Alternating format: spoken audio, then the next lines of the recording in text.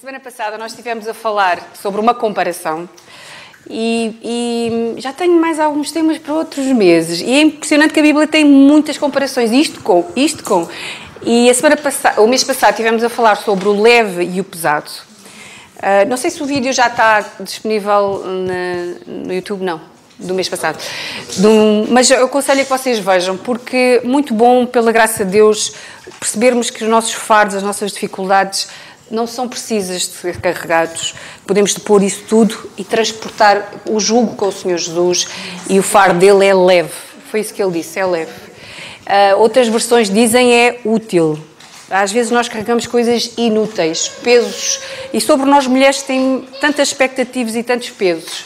É ser mãe, é ser esposa, é ser filha, é ser estudante, é ser amiga, é ser irmã na igreja, é ser mil e uma das coisas. E às vezes são coisas muito pesadas sobre nós que são inúteis porque não produzem nada, mas o fardo do Senhor Jesus é útil. E por isso ele é leve, porque ele vai ao nosso lado para transportá-lo, para levar connosco. Então, nós já percebemos que, pelo mês passado, que comparações às vezes são perigosas, não é? Nós mulheres podemos muitas vezes começar a comparar a altura da outra, o peso da outra, o cabelo da outra, o olho da outra, a casa que a outra tem, o carro que os outros têm. E esse tipo de comparações é óbvio que não são saudáveis, mas o mês passado nós aprendemos que a maneira correta de comparar alguma coisa é esta, é comparar coisas iguais, coisas semelhantes, coisas da mesma família. Eu vou comparar a fruta com outra fruta, eu não vou comparar uma fruta com uma cor. E são coisas diferentes que o grau de comparação na balança não ia dar. Então, se eu tenho que comparar alguma coisa, é alguma coisa da família. O mês passado nós comparámos pesos e este mês nós vamos falar sobre velocidades. Então, vamos aprender sobre o que é depressa e o que é devagar. Então, este mês as comparações é velocidades. Eu tenho quase a certeza que vocês, como eu, gostamos de roupa já feita e que nem preciso de ajustes. Sabem aquela coisa? Olha, estas calças é exemplo, nem bainha preciso fazer. Já está. Nós gostamos de comidinha já feita ou então pré-feita, porque se nós temos fome queremos comer e por isso tanto sucesso os restaurantes fast food, porque chega-se lá, já está feito, não temos que esperar sentadas. Esperar meia hora por uma comida hoje em dia já é, um cliente já começa a reclamar. Parece que não sabem o que é cozinhar, fazer as coisas de raiz. Mas gostamos da coisa já feita. Nós gostamos de as ruas, as estradas desimpedidas. Quando nós estamos para ir para algum compromisso, em especial se estamos atrasadas, mas porquê toda a gente saiu à rua? Mas porquê tantos carros na estrada? Quando eu quero chegar ali, quando eu faço este caminho normalmente em 10 minutos e estou a fazer este caminho já há meia hora e não consigo sair daqui. Nós gostamos das coisas rápidas. E estes telemóveis não vieram ajudar muito nesta mania de nós querermos as coisas rápidas. Porque com um único aparelho, com um único dispositivo, eu tenho telefone, eu tenho câmara, eu tenho despertador, eu tenho mensagens, mando mensagens. Quando eu tenho a internet, eu tenho acesso ao meu e-mail, eu tenho acesso à minha vida digital, eu tenho acesso à vida virtual de muita gente. E isso dá para ocupar o dia todo. Eu posso pagar contas com isto, eu posso fazer compras com isto, eu posso tomar um transporte com isto, eu posso encomendar refeições com isto, eu posso prever, ver quais são as previsões meteorológicas, como é que o tempo está, antes de sair de casa, hoje, amanhã, depois. Eu posso ver notícias online, eu posso ver filmes e séries, eu posso ouvir música, eu posso ver vídeos de música, porque hoje em dia já quase nem se ouve, é mais ver. E com tantas coisas que estes dispositivos têm, é fácil compreender porque é que estas gerações mais novas, em especial, veem no telemóvel uma extensão de quem eles são. E se esqueceram-se do telemóvel, se perderam o telemóvel, é o fim do mundo. Deixam de ser completos, parece que não estão neste mundo, parece que não estão ligados, porque isto é tudo rápido e instantâneo. Eu faço tumba. E se estou a fazer um download que demora 1 minuto, fogo! Tanto tempo! Ai, amigos, como é que era antes a internet? É tudo rápido, muito rápido. Isso não ajuda a nossa raça humana, que não tem problemas com esta questão da velocidade só agora, do querer rápido, do querer já, do que é instantâneo, Já desde a nossa amiga Eva e Adão, depois do pecado entrar, que este problema começou a surgir. Porque tem a ver com a raça humana, tem a ver com a questão do relógio que começou a clicar desde a entrada do pecado, desde Gênesis 3. Começou tic, tic, tic, e nós começamos, parece que ao longo dos séculos, a ficar mais rápidos. Temos mais engenhos do que nunca para nos ajudar. O transporte já não é a pé, já nem é de cavalo. Cavalo era para os ricos. Temos carros, toda a gente hoje tem acesso a isso, a transportes públicos e, no entanto, estamos sempre com pressa e estamos sempre com muitas tarefas e com muitas coisas. É uma tirania da tecnologia, porém, como eu vos disse, não é de agora, não é os crentes do século XXI. A Bíblia fala inúmeras vezes do esperar no Senhor, esperar em Deus. E quando fala sobre isso, quase que dá a entender que Deus nunca tem pressa. Nós temos, mas Deus nunca tem pressa. Então vamos aprender um bocadinho deste Deus que parece que anda devagar e nós é que andamos depressa. Vamos abrir a Bíblia no Salmo 40. Este salmo foi escrito por David e aqui percebemos que David já tinha questões na pressa e no esperar. E existem muitos salmos que falam esta expressão do esperar. Quem pode ler, se faz favor, Salmo 40 e o versículo é 1. Esperei com paciência no Senhor e Ele se inclinou para mim e ouviu o meu clamor. Esperei com paciência. Destacar exatamente isso. Esperei com paciência. Esperar, e nós temos que aprender a ver o que é essa indicação à luz da Bíblia, não é eu estar parada, sentada num canto à espera que o tempo passe, o Senhor intervenha e venha, ajuda que eu preciso. Esperar é esperar com esta atitude de paciência. E paciência é ter aquela calma. É vocês estarem numa fila e toda a gente está impaciente e vocês estão calmos, estão serenos, não estão com pressa, não estão estressados, não estão a achar que o tempo está a andar devagarinho demais. O tempo está a andar normal, como sempre anda. E esperar com paciência é o segredo de nós começarmos a andar mais devagar, descomprimir um bocado a velocidade e começarmos a perceber que Deus não tem pressa, porquê? E começarmos a perceber mais o que é as ideias de Deus e o porquê de Deus. Além de esperarmos com paciência, vou-vos mostrar aqui uma passagem que eu vou ler só por uma questão de tempo. Esta passagem está em Romanos 8, porque em esperança fomos salvos. E só esta frase, irmã, já dava para nós sairmos daqui cheias e satisfeitas esta tarde, porque nós não temos a esperança de ser salvos, nós em esperança fomos salvos. E olha que há muitas religiões que pregam isto, ter a esperança de ser salvo. Ai, não sei se morrer, quando é que eu vou, porque não sabem. Não sabem porque não leem, porque se leem sabiam. Mas nós temos na palavra de Deus isto, porque em esperança fomos salvos. E que maravilha que assim é. Ora, a esperança que se vê não é esperança, porque o que alguém vê, como esperará?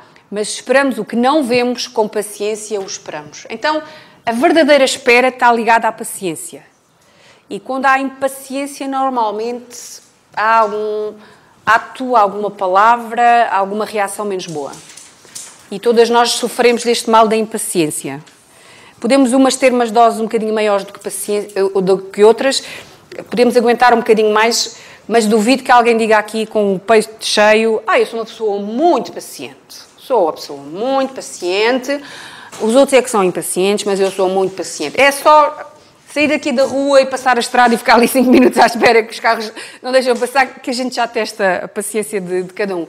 Todas sofremos deste mal de impaciência que nos leva a precipitar e nos leva a querer as coisas mais depressa, quando Deus quer as coisas mais devagar. Mas porquê, Deus? Vamos ver se a gente percebe juntas isso. Então, a correta ligação destas duas palavras é mesmo esperar, paciência. Juntem as duas, é o casamento perfeito. Esperar com paciência. No Senhor, obviamente. Porque aí depois faz toda a diferença. Eu estou a esperar em alguém que é digno da minha confiança. Eu esperar com paciência numa de vocês, vocês podem falhar. Podem, sem querer, não estar a perceber a minha expectativa. Podem não poder. Agora, Deus é digno da minha confiança. Eu posso esperar com paciência nele. Isto do microfone não vai correr bem. Porque Ele é digno dessa confiança mesmo. E depois temos que perceber que Deus, que é soberano e que está no controle, é Deus, ponto. E é o Deus que está a ligar o plano que Ele tem para a minha vida, com o plano que Ele tem para a vida de cada uma de vocês, com os planos eternos e propósitos dEle e com as reais necessidades que cada uma de nós temos, porque eu posso achar que preciso de uma coisa que não preciso. E Deus, que é soberano, está no controle disto tudo e no meio disto tudo quer mostrar glória e honra ao nome dEle. É muita coisa. É muita coisa. Daí Ele não ter pressa. Porque Ele sabe que mais à frente vai acontecer isto, e depois vai acontecer aquilo, e depois vai... Inclusive, Ele sabe aquilo que a gente vai escolher. Portanto, a gente não apanha de surpresa. Tadã, Deus, vou fazer isto. Ele já sabe. E Ele está a interligar as nossas coisas.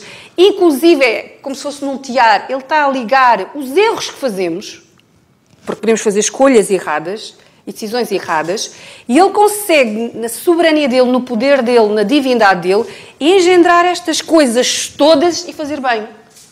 É muito trabalho, minhas queridas. Daí Ele nunca tem pressa. E quer fazer as coisas sempre bem.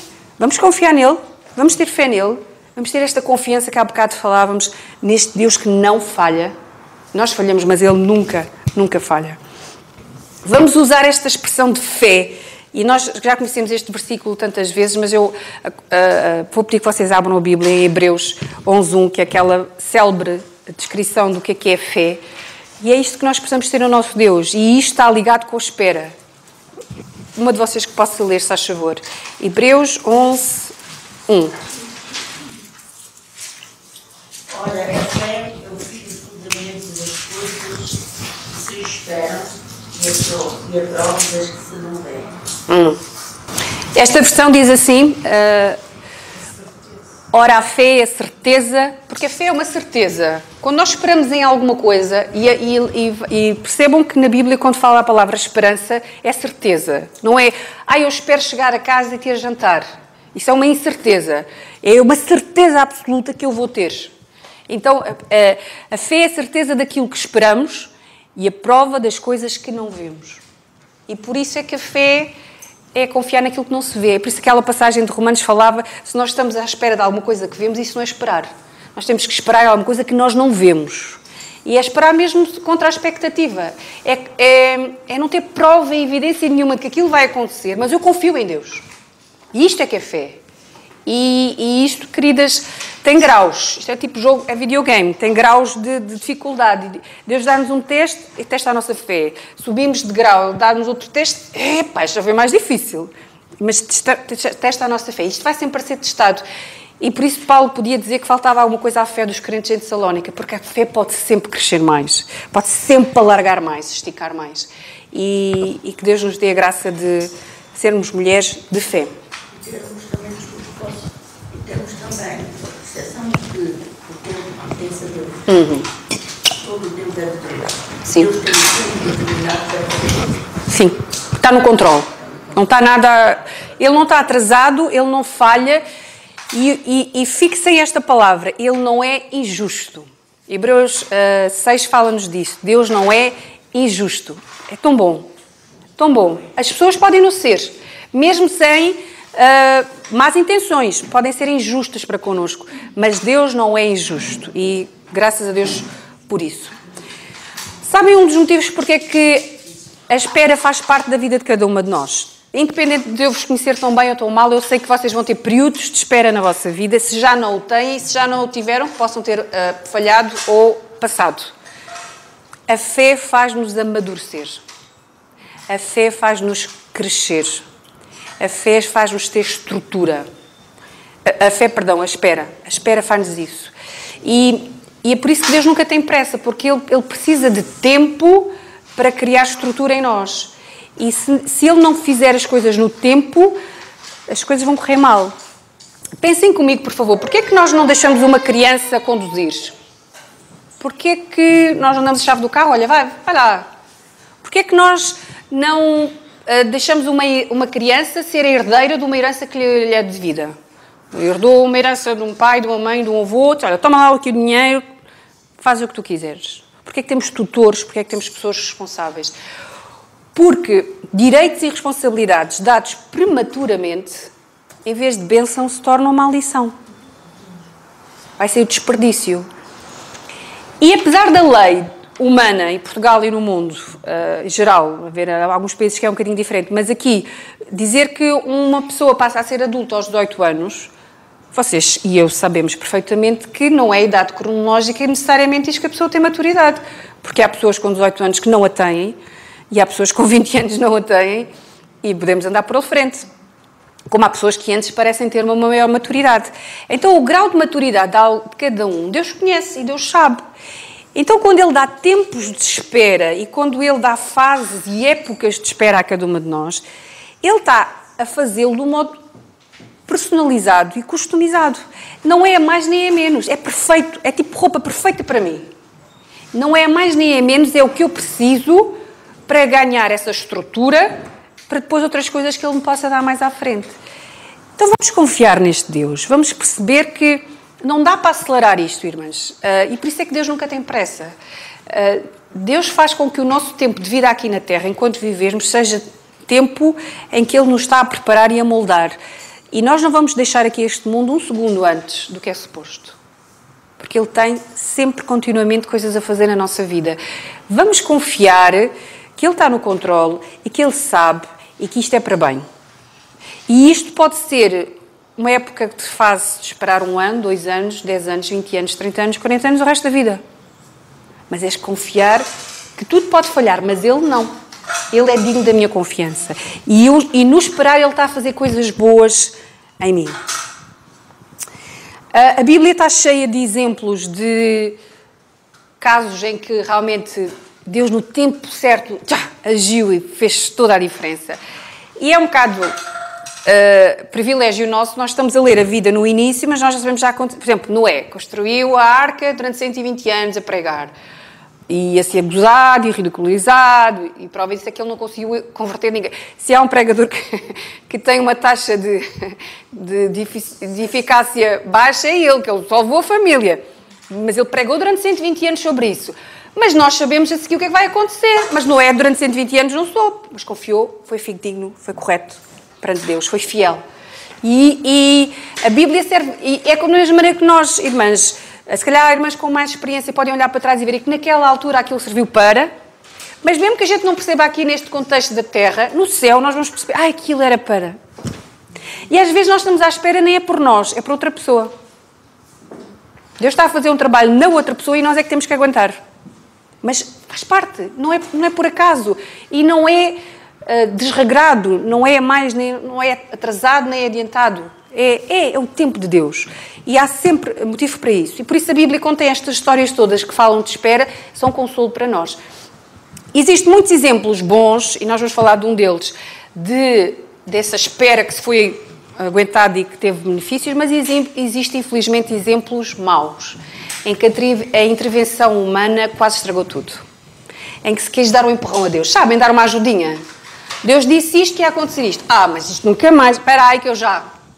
acelera as coisas e dá sempre errado, irmãs. E os 2 exemplos que eu vos vou dar têm mulher no assunto. Estranho, não é? Mulheres com pressa. E não são do século XXI, mas tem mulheres no assunto. Vamos começar então por abrir em Gênesis. E vamos começar por... Não é Eva, descansa. A Sofia já está queimada, que é sempre a Eva. E a Eva tem muita culpa, sim, tem. Mas não é Eva, é mais à frente. Vamos começar a falar sobre o início da nação que Deus escolheu como seu povo, a nação de Israel, e vamos começar a falar de Abraão.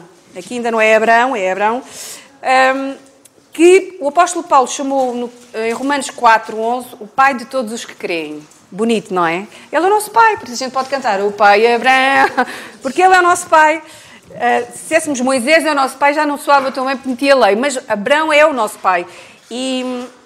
Porque foi o homem da fé, foi ele que iniciou o caminho da fé até aos nossos dias. Gênesis capítulo 12, é a primeira vez que Deus fala com Abraão.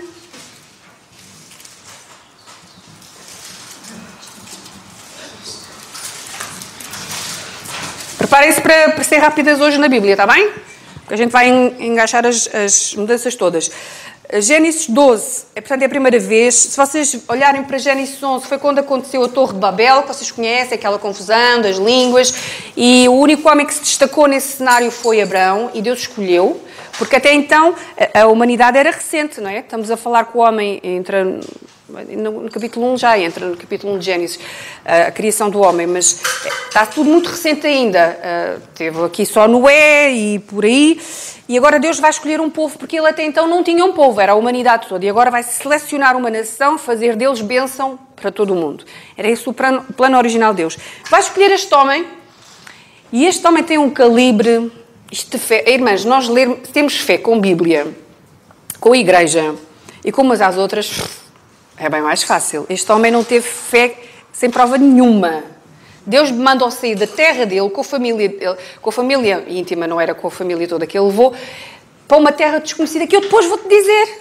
Eu te dou outras coordenadas depois. Mas, oh Deus, sou norte, sul, vai, eu depois digo-te. Isso é preciso muita fé. Por isso ele é o pai de nós todas e nós aprendemos a ter a fé que este homem teve, ainda que às vezes tenha descarrilado um bocadinho, como é normal. Capítulo 12. Vamos ler os primeiros 4 versículos. Cada uma, se quiser ler se faz favor, em voz alta. Ora, o Senhor disse a Abraão: sai da tua terra e da tua parentela e da casa do teu pai para a terra que eu te mostrarei. E far-te-ei uma grande nação e abençoar-te-ei e engrandecerei o teu nome e tu serás uma bênção. E abençoarei os que te abençoarem e amaldiçoarei os que te amaldiçoarem. E em ti serão benditas todas as famílias da terra. Assim partiu Abraão, como o Senhor lhe tinha dito, e foi Ló com ele, e era Abraão da idade de 75 anos, quando saiu de Harã. Notem que Ló aqui está a mais. Não era suposto ele ir. Ló era órfão, Abraão devia ser tipo quase um pai para ele, muito próximo dele, e as coisas só vão começar realmente a encarreirar para Abraão quando Ló sai do... Não é por mal, não é? Mas Deus tinha um plano, era para Abraão e família direta, que era, neste caso, Sarai, que ainda era o nome dela. Tinha quantos anos aqui, Abraão? 75. Muito bem. Um homem novo. 75, sem filhos. Nós percebemos isso no capítulo 11, que diz que Sarai era estéril. Muito bem. Deus diz que vai fazer dele uma grande nação, certo? Brincadeira, Deus. Então escolhe um casal estéril para dar uma grande nação. Mas escolheu, está escolhido. Porque para Deus não há impossíveis, não é? Então, ele diz que ele vai ser uma grande nação. Não dá pormenores, não diz se é um filho através dele. Tanto é que Abraão mais à frente depois faz a pergunta a Deus se é através do servo dele que vai vir a descender. Porque ele ficou na dúvida. Deus disse, eu vou-te fazer uma grande nação. Mas não deu assim grandes pormenores. Porém, no capítulo 15, ele mostra explicitamente que é um filho dele. No capítulo 15. Portanto, se vocês andarem um bocadinho para a frente, é nessa altura que Abraão fica com dúvida. E diz no versículo 2, 15:2. Então disse Abraão, Senhor Deus, que me has de dar, pois ando sem filhos, e o mordomo da minha casa é o Damasceno Eliezer. Disse mais Abraão, eis que não me tens dado filhos, e eis que o nascido na minha casa será o meu herdeiro. E eis que veio a palavra do Senhor a ele, dizendo, este não será teu herdeiro, mas aquele que das tuas entranhas sair, este será o teu herdeiro. Percebido? Eu penso, olha, um filho de um servo, este mordomo devia ser uma pessoa de confiança dele, ser o meu descendente. E Deus disse, não, vai ser das tuas entranhas. Mas ainda não falou nada de Sarai, pô, não? Não falou nada da mulher. Pois bem, o tempo a passar e nada a acontecer. Passar anos neste processo. Desde os 75 anos já se estão a passar aqui muitos anos. Não diz necessariamente quantos a Bíblia, mas passaram-se anos porque nós depois vamos perceber aqui no capítulo 16. E o filho gerado, nada. Basicamente. A promessa foi feita, mas nada. No capítulo 16 entra a nossa amiga Sarai, e agora é que a mulher entra em ação, e Abraão fala que vai ter um filho, uma grande nação, mas ela já é adiantada na idade. E ele também, e pela lógica humana, não parece que seja deles que vá vir um filho. Então, como qualquer mulher desenrascada, que vê a promessa de Deus, não vê o cumprimento dela, e pensa assim, deve haver uma solução para isto. E ela pensou na solução muito habitual e normal no tempo, naquela época, que era uma serva se deitar com o senhor, o dono, e o filho que daí gerasse ser do do casal dono, entre aspas, dos patrões, entre aspas. Era muito comum isso e ela então fê-lo também. Portanto, apesar de ser muito comum, não era isso que Deus queria e que Deus tinha. E houve consequências graves, como vocês bem sabem, por causa disso. A Sara quis arranjar uma solução para ajudar Deus, tinha dito e não estava a fazer, e o que Sara arranjou foi um problema. Foi um problema. E, irmãs, quando nós nos precipitamos e quando nós não esperamos com paciência, vai haver problemas. Possam estar certas disso, vai haver problemas. E que nós fixemos da história de Sara exatamente isto, a impaciência de querer ajudar Deus como se Deus não estivesse no controle, como se Deus não soubesse, como se Deus não pudesse. Isso é falta de fé, isso é incredulidade nas promessas de Deus. Deus disse, está dito e Deus vai cumprir. Confiemos nisso. Sabemos pelo capítulo 16, no versículo 16, que Abraão tem 86 anos quando Ismael, este filho da serva, nasce. 75, 86, e ele vai ser pai de Isaac aos 100.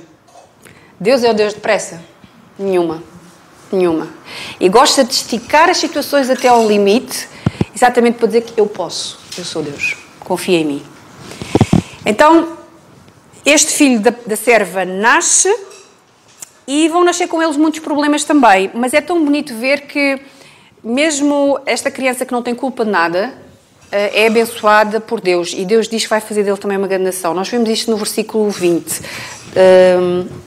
Não é do capítulo 16, é mais à frente. Que eu vou fazer dele uma grande nação. Eu acho que é depois de Isaac nascer. Porque depois começou a haver problemas. É? Capaz de ser. Diz aí, podes ler quem é que está nessa passagem? Ismael também te tenho ouvido. Eis que te tenho abençoado e falo-ei frutificar, falo-ei multiplicar grandissimamente. 12 príncipes gerará e eu farei uma grande nação. É interessante a semelhança porque a nação de Israel também foram 12 tribos, não é? Este Ismael é o pai, é a origem dos muçulmanos, minhas queridas, e a luta que existe entre judeus e muçulmanos, culpa da Sarai, porque teve a brilhante ideia de achar que um filho dar uma ajuda a Deus ia fazer diferença, quando Deus depois mostra-lhe claramente no capítulo 7 que é de Sara, aí Deus põe os pontos nos is, é de Sara que vai nascer essa descendência tão desejada, e Abraão nessa altura já tinha 90 anos. Tempo de passar, anos, não estamos a falar de meses, estamos a falar de esperas de anos, que para Deus não é assim tanto tempo, mas para nós humanos.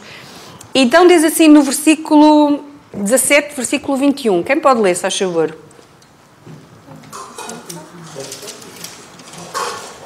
Gênesis 17, 21. O meu concerto, porém, estabelecerei com Isaac, o qual Sara te dará neste tempo determinado no ano seguinte. Muito bem. Pela primeira vez, Deus diz datas. Daqui a um ano, outras versões falam. Outra versão aqui do... Não foi deste versículo. Fala daqui a um ano, ele vai dar à luz. Diz o nome do filho, inclusive, não é? Isaac, que até então... E é Sara que vai dar à luz. Não era a serva e não era... mais ninguém, era a própria Sara, já muito velhinha. Se Abraão fazia diferença de Sara 10 anos, portanto, se ele estava aqui perto dos 100, ela estava perto dos 90, daqui a um ano, estava com os 89. Muito bem.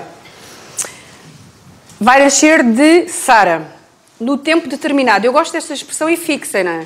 Dará à luz neste tempo determinado. Não é ao calhas, não é olha quando deu, quando nasceu. Para Deus já estava o segundo que Isaac ia nascer. O mês, o ano, o dia, o segundo, tudo estava esquematizado. E no capítulo 18, que é quando é aquela história dos 3 anjos que aparecem a Abraão e que depois 2 deles vão destruir Sodoma e Gomorra, e um deles dá a ideia que é uma imagem, uma personificação do Senhor Jesus, porque mostrava que era diferente. esse anjo diz especificamente que Sara vai dar à luz e diz assim no versículo 14, 18, 14, haverá coisa alguma difícil ao Senhor? Porque Sara riu-se, lembram-se da história que ele disse, vai dar à luz? Sim, eu com 90 anos. Haverá coisa alguma difícil ao Senhor? Ao tempo determinado tornarei a ti para este tempo de vida e Sara terá um filho.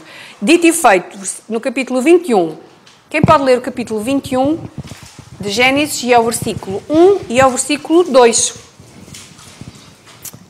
Porque é o cumprimento desta promessa feita. E o Senhor visitou a Sara como tinha dito, e fez o Senhor a Sara como tinha falado. Olha esta... Ainda falta 2, não é? E concebeu Sara e deu a Abraão um filho na sua velhice, ao tempo determinado que Deus lhe tinha dito. Ao tempo determinado. Olha esta versão que diz assim: o Senhor foi bondoso com Sara, como lhe dissera, e fez por ela o que prometera. Sara engravidou e deu um filho a Abraão em sua velhice, na época fixada por Deus em sua promessa. Época fixada, olha o pormenor, não é ao calhas na agenda, olha, calhou. Na altura certa, na época certa, Sara deu à luz Isaac. Deus foi bondoso com ela, sem dúvida. O tempo determinado mostra que Deus não anda atrasado nem adiantado, que Deus não tem pressa, mas no tempo certo, até quando há intervenção humana que parece que troca as voltas todas, parece que atrapalha tudo. E agora? Deus dizia assim, olha, agora já tenho Ismael, não vou dar Isaac, porque faça um bocadinho de matemática. Temos uma aliança, um herdeiro, 2 filhos. Vai dar problema, não é? Certeza que vai dar problema. E deu. E a prova disso é que as lutas que nós estávamos a falar que ainda hoje existem destas 2 nações que se formaram. Isto porque Sara não soube esperar com paciência. Avançamos um bocadinho mais no tempo e este bebezinho bonito, maravilhoso, que é Isaac, o bebê milagre, porque nascer de uma mãe de 90 e um pai de 100 é milagre, é agora um homem casado e que o senso do humor de Deus não tem fim, tem uma mulher estéril. Tudo a ajudar, não é? Uma grande nação, uma grande descendência, vai buscar um casal de velhotes estéril e depois vai buscar agora um jovem casal estéril também. Então a Bíblia diz que Isaac orou 20 anos para que a sua linda esposa pudesse dar à luz. 20 anos, irmãs. Não é fácil. Não é orar 1 ano, 2 anos. Estamos a falar de anos. Muito bem. Passamos a uns capítulos mais à frente, mas vocês já vão ver, que é o capítulo 25 de Gênesis. Rebeca, que é o nome da linda esposa de Isaac, engravida e engravidou de gêmeos. Antigamente não havia ecografias, para ela saber que era gêmeos, ela só sabia que estava uma grande confusão na barriga dela. E a Bíblia fala que os 2 lutavam um com o outro. E imaginem, grávida de primeira vez, e uma confusão ali. Ela como mãe estava preocupada, e a Bíblia até fala que ela não sabia se estava alguma coisa errada com ela, com os bebés, que ela desconfiava se calhar que eram 2, mas não tinha a certeza. E ela muito sabiamente foi ter com Deus. É isso que nós vamos fazer, mulheres. Quando a gente não percebo, vou ter com Deus. E Deus disse-lhe, e nós agora vamos ler, no capítulo 25, são os versículos 20 e 21.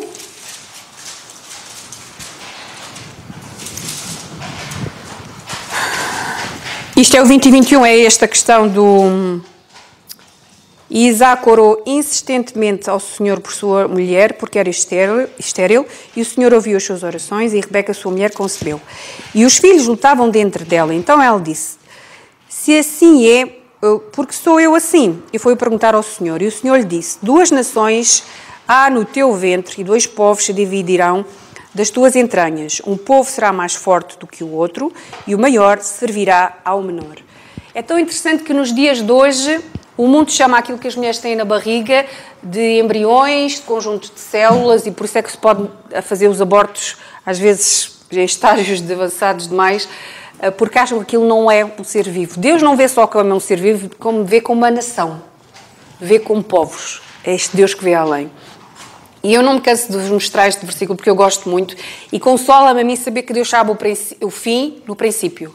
Nós temos sempre a noção que Ele está um passo sempre à frente. Ele não é surpreendido por nada. E esta passagem de Isaías diz, lembrai-vos das coisas passadas desde a antiguidade, que eu sou Deus e não há outro Deus e não há outro semelhante a mim, que anuncio o fim desde o princípio e desde a antiguidade das coisas que ainda não sucederam, que digo, o meu conselho será firme e farei toda a minha vontade. Este é o nosso Deus.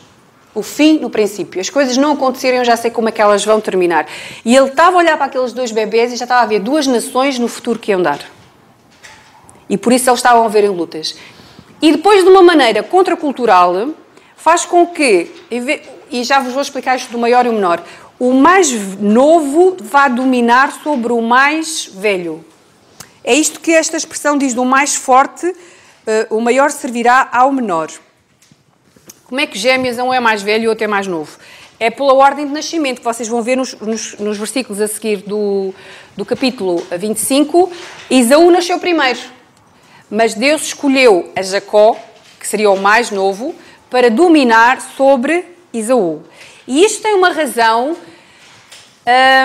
e aqui não é preferiu, destacou, não gostou de alguma coisa que Esaú fez e por isso deu a bênção a Jacó. Isto antes deles nascerem estava predestinado. E é muito interessante que Romanos fala sobre isso e diz assim, eu tenho aqui estes versículos que nós só por uma questão de tempo vamos avançar. Não é demais. Quando Paulo está a falar aos romanos todo este milagre de Sara e de ela ter dado à luz, depois vai dar o exemplo de Rebeca. E olha o que é que ele diz.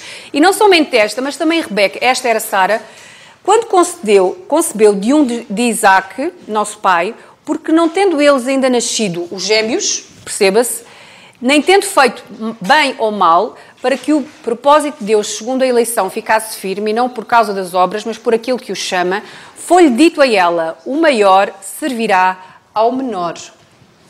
Deus escolheu isso na barriga de Rebeca porque sim. Não foi porque ele sabia quem é que ia ser Jacó e quem é que ia ser Esaú. Mas porque sim, eles ainda não tinham feito bem nem mal. Um bebê quando nasce não fez ainda bem nem mal. Apesar de nascer com a natureza pecaminosa, não o tem ainda, pecado.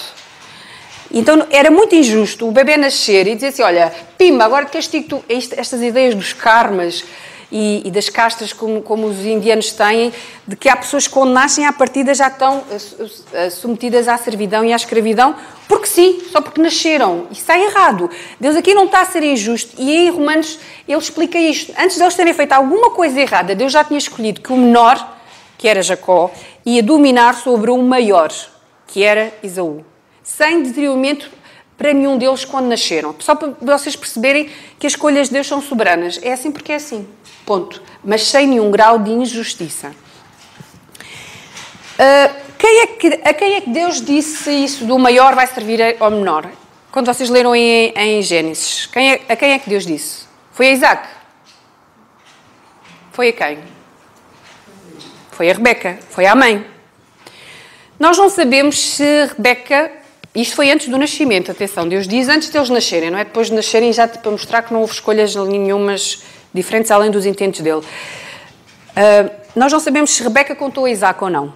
Eu penso que sim, que terá partilhado isso. Olha, Deus disse, Deus falou-me que eu tenho 2 nações em mim e que o menor vai dominar sobre o maior, ou o maior vai servir o menor. Mas uma coisa nós conseguimos perceber pelo enredo aqui da história a seguir é que, muito provavelmente, eles não passaram isto aos filhos e deviam não ter feito. Porque estes irmãos rivalizaram sempre um com o outro, porque estes irmãos andaram sempre a competir um com o outro e que se no início os pais, de uma maneira madura, têm falado com os filhos e mostrado que isto era uma decisão de Deus, era uma decisão soberana e que eles iam confiar porque Deus sabia melhor, se calhar tinham poupado muitas dores de cabeça. Pior do que eles não terem passado aos filhos esta informação foi os pais aqui terem preferidos. E cada um dos filhos era preferido e deferido de um dos pais. E isto não se faz, é lógico, não é? Uma questão básica de saúde familiar, o ter um filho preferido do outro e estas coisas dá confusão. Mas, infelizmente, neste lar houve-as. E infelizmente, percebemos que não houve aqui... E é tão interessante ver grandes homens de Deus que foram péssimos pais. É interessante, mas não é bom de todo, não é? Mas é só para ver que isto da paternidade não é nada fácil, nem da maternidade. Porque eram homens de fé, homens exemplares, são patriarcas. A referência é sempre Abraão, Isaque e Jacó, Abraão, Isaque e Jacó. E temos aqui um Abraão que não soube lidar com algumas questões familiares. Temos aqui um Isaque que não soube lidar com algumas questões familiares. E é porque isto realmente não é fácil, mas a educação dos filhos é muito importante. Jacó, que o nome dele quer dizer... Deixa-me procurar que eu tenho aqui escrito...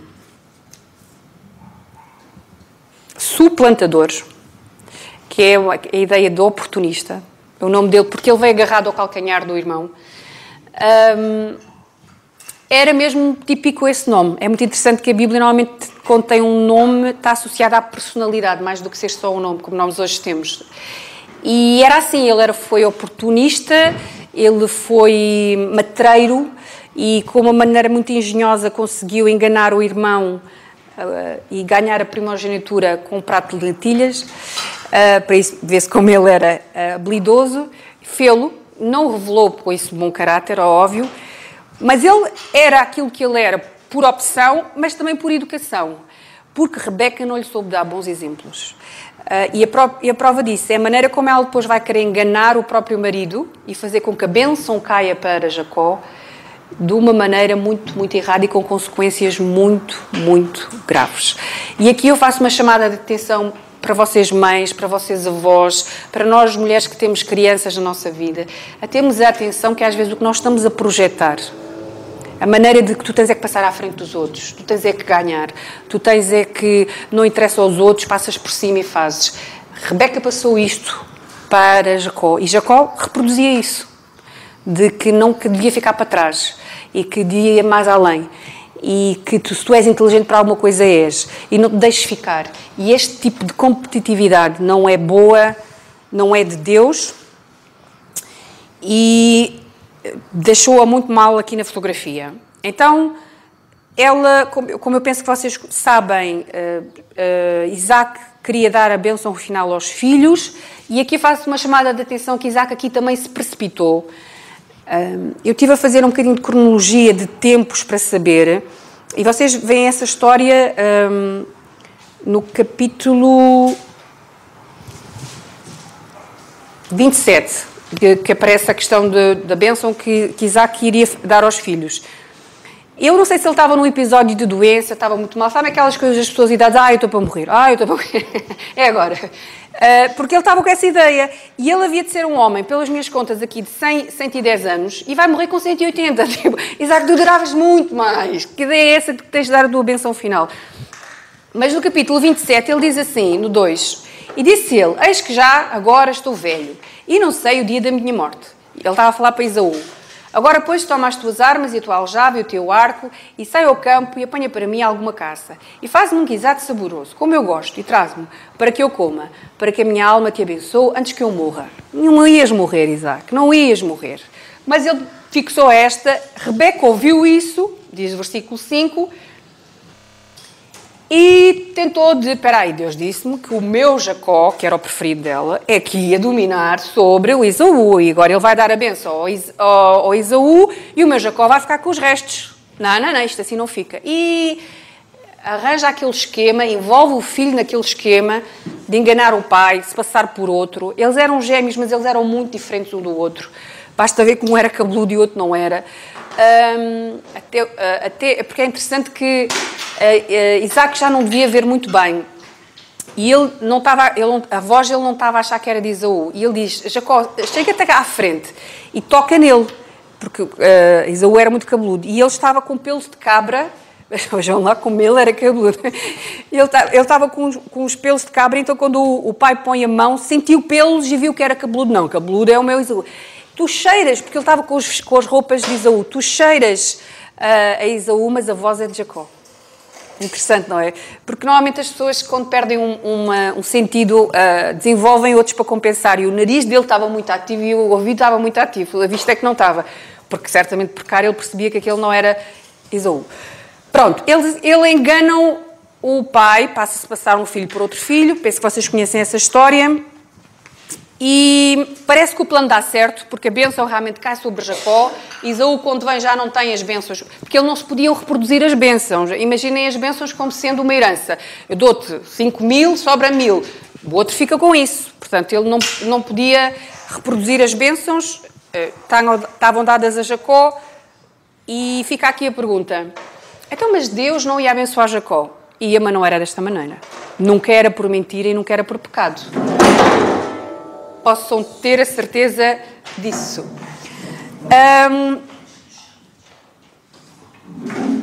Querem saber as consequências graves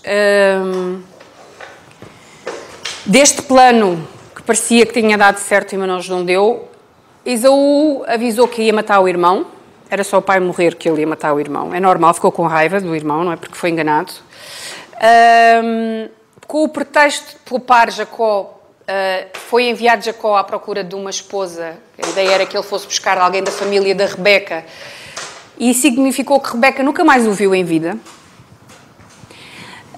Esaú, porque percebeu que o pai já era casado com 2 mulheres e da terra de Canaã, que eram péssimas esposas, que só davam dores de cabeça a Isaac e a Rebeca, como viu que o pai achava que ir buscar alguém da família era boa ideia, disse assim, espera lá, vou arranjar uma mulher da família de Ismael, ou seja, da família do tio, também não foi boa ideia, também não era o temente a Deus, casou pela 3ª vez, e isto foi um rol de complicações e um rol de intrigas e um rol de nós humanos que Deus não tinha isto previsto, possam ter a certeza disso. Jacó só se tornou um grande homem de Deus quando mudou de nome e passou a ser Israel. Porque enquanto ele teve este nome, ele tinha esta personalidade de enganador. E teve problemas com o sogro, e foi enganado pelo sogro, e passava à frente dos outros, pronto. Mas foi este homem que Deus escolheu para ser uma grande nação e ser o pai de Israel, e Deus sabe o que faz. Como é que Deus ia resolver esta situação? Não sabemos. A Bíblia até nem diz a idade que Rebeca morreu, mas fala de Isaac que ele morreu com... Esaú e Jacó chegaram a estar na morte do pai, mas não tiveram com, neste caso Jacó, com a mãe. Avançamos um bocadinho mais na história, e isto é consecutivo, irmãos. Vocês vão vendo exemplos atrás de exemplos e atrás de exemplos, mas este é o último e vai ser rápido. Vamos avançar um bocadinho para a história de José, ou seja, bisneto de Abraão. Okay? Portanto, Abraão teve Isaac, Isaac teve Jacó, Jacó teve um dos filhos que era José. Outra vez o mesmo erro de um pai ter um filho preferido. Está errado. Este era um filho especial, não tenham dúvida. Tão especial ele era que ele recebia sonhos e visões de Deus a mostrarem que um dia ele ia dominar, sem ele conseguir perceber isso. Ia dominar, inclusive, sobre a própria família. E isto com 17 anos. Portanto, muito novo, Deus começou a revelar-se na vida dele. Mas isso de um pai ter um preferido fazia inveja nos irmãos e deu errado. E como deu inveja no Isaac e no Jacó, deu inveja nos 10 contra 1 e venderam-no como escravo. Como eu acho que vocês bem conhecem essa história, isto para não o matarem, porque também havia essa ideia original de o fazerem. Venderam-no como escravo aos 17 anos, vai parar ao Egito, um menino do papá, habituado a uma vida de luxo, de abundância, de tudo, do bom e do melhor, vira escravo. Que faz aquilo que mais ninguém quer fazer, que não tem direitos e que é uma mercadoria de uma pessoa. Que nunca é possível, porque nunca ninguém manda possuir alguém, mas a mentalidade da escravatura é esta. Mas ainda assim Deus abençoou e Deus está sempre com ele. Como vocês sabem, ele foi trabalhar para a casa de Potifar, que era um alto general de Faraó. Estava tudo a correr mil e maravilhas, pimba, foi difamado injustamente pela esposa, porque ela queria o que ele não queria, e ele, um homem íntegro, vai parar à prisão. Bonito, quer dizer, é tudo contra. Dá vontade de dizer, tudo eu, Deus, tudo eu, quer dizer, sou vendido pelos irmãos, não fiz nada, sou vendido pelos irmãos, vou parar à prisão, não fiz nada. Está na prisão, começa a receber alguns privilégios e algumas responsabilidades, se calhar mais responsabilidades que privilégios, de cuidar dos prisioneiros, porque lá está, ele destacava-se, ele era um homem de logística, era um homem muito inteligente e que conseguia controlar, e isto faz falta para isto, e depois isto vai para ali, e essa coisa de gerir era uma das qualidades que vão ser muito úteis mais à frente, e fica encarregue de cuidar de 2 prisioneiros, o copeiro e o padeiro de Faraó. Estas eram as pessoas de mais confiança de um rei, porque o copeiro era o que provava a bebida do rei antes dele e o padeiro é que provava a comida antes dele. O padeiro aqui não se percebe que é só pão, é cozinheiro. Ora, se eles comessem, morressem, não podia o rei comer, não era? E por isso, quando alguém queria fazer alguma conspiração contra o rei, normalmente este era um dos 2 que era envolvido na conspiração. Surgiu alguma conspiração, alguma coisa que deixou o rei Faraó inquieto e estes 2 foram presos em caso de dúvida, porque eles não sabiam qual é que tinha realmente tentado alguma coisa e não foram logo mortos porque não sabia concretamente. Eles na prisão, como eu sei que vocês conhecem essa história, tiveram cada um sonho. José interpreta o sonho de cada um deles, fala ao copeiro e diz que daqui a 3 dias ele ia ser solto, fala ao padeiro e diz que daqui a 3 dias ele ia ser morto. E antes que esses 3 dias acontecem, ele faz um pedido. Olha, este pedido vem do coração mesmo. Um pedido de alguém em sofrimento, porque a vida de prisão não é boa, né? Nem hoje, nem naquele tempo, muito menos. Ele faz este pedido, pensava que eu tinha ali, no versículo Gênesis, capítulo 40. Abrem, se faz favor, rápido.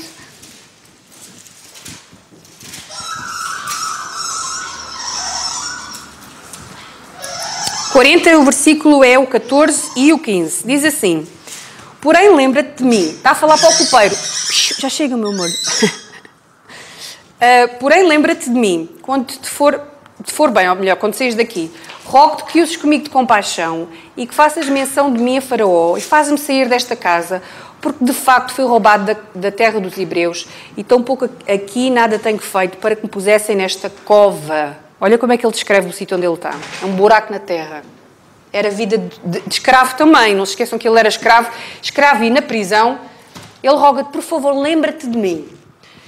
E nós pensamos, é agora, José, é agora que tu vais sair daqui, isto não foi por acaso que vai parar aqui o copeiro. 3 dias depois acontece tal e qual como ele tinha dito, um é morto e um volta a ser restituído à posição anterior. E a Bíblia diz, assim de uma maneira mesmo para estragar o filme, no versículo 23, o copeiro mor, porém, não se lembrou de José antes de esquecer a dele. Tipo, era agora e... não foi. Esqueceu-se. Tipo, como é que alguém se esquece de alguém que nos interpreta um sonho que diz que nós vamos sair daqui com vida e que o outro vai morrer e depois o outro é levado e morto e eu fico com vida? Como é que alguém esquece isto? Não sei, o copeiro esqueceu. E nós pensamos assim, epá, José deve ter ficado mesmo muito desiludido com o copeiro, porque era uma coisa tão importante, como é que ele podia esquecer? Desiludido com Deus, porque é que ele não aproveitou esta oportunidade para me tirar daqui? Ele metia cunha com o faraó dizia, tu és um homem da minha confiança, se esse escravo te ajudou, vamos tirá-lo de lá. Mas não. E nós podemos engendrar montes de umas questões, porque é que o copeiro se esqueceu e o período de tempo que depois a seguir vai acontecer, mas eu tenho para mim que José não estava pronto ainda. Lembra-se que ele tinha sido vítima de abuso, de traição, de injustiças gravíssimas, ser traído pela própria família.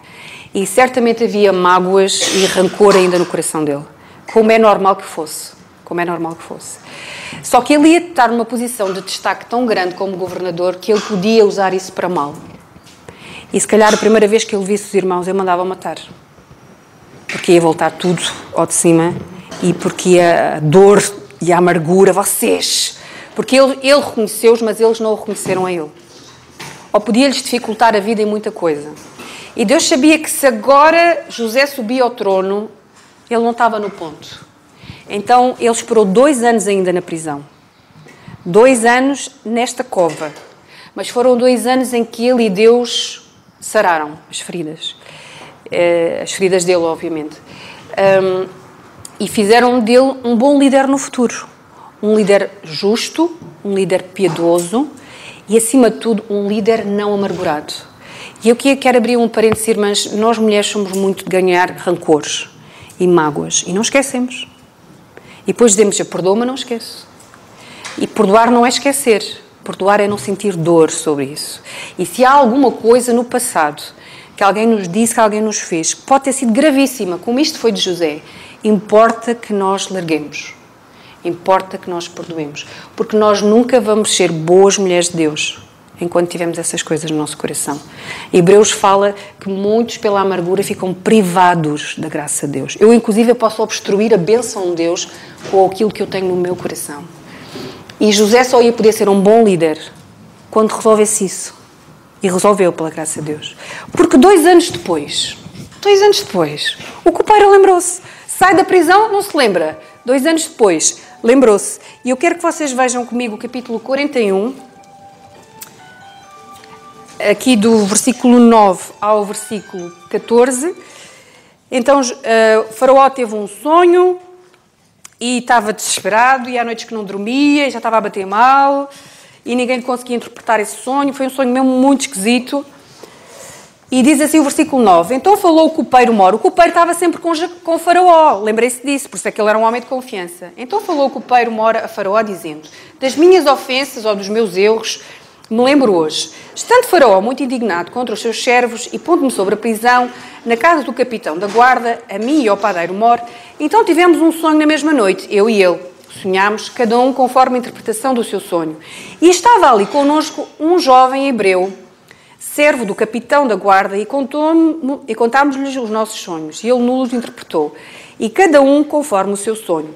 E como ele nos interpretou, assim aconteceu. A mim me foi restituído o meu cargo, e ele foi enforcado. Então mandou o Faraó chamar José, e o fizeram sair logo do cárcere, e barbearam-no, ele devia estar assim, tipo selvagem, e mudou as suas roupas, e apresentou-se a Faraó, e tudo mudou. A partir daqui, tudo mudou. Neste próprio dia, tornou-se governador do Egito. Imaginem que vocês passarem de uma prisão de escravos para serem primeiros ministros de um país. Topo. Com toda a responsabilidade de uma nação, de um país grande e rico e próspero que era o Egito. Deus não se atrasou 1 minuto em relação a José. Como Deus não se atrasa 1 minuto em relação a nós. Mas às vezes há coisas que nós temos de trabalhar. Às vezes são coisas que Deus está a trabalhar na vida de outros. Mas não desconfiemos do amor de Deus, não desconfiemos do poder de Deus, não duvidemos, irmãs, de que Ele é justo e poderoso e amoroso para cada uma de nós. E que Ele nunca se atrasa. E que Ele nunca tem pressa, porque Ele sabe todas as coisas. Nós temos pressa porque não sabemos. Eu tenho que chegar rápido para... Mas Deus está no controle de tudo. E quando se está no controle de tudo, pode-se dar ao luxo de não ter pressa. E era essa a palavra que eu tinha para vocês hoje, da pressa e do devagar, que não é preciso, nós temos pressa alguma, podemos confiar claramente no devagar de Deus, porque é devagarinho e é certo. Está bem?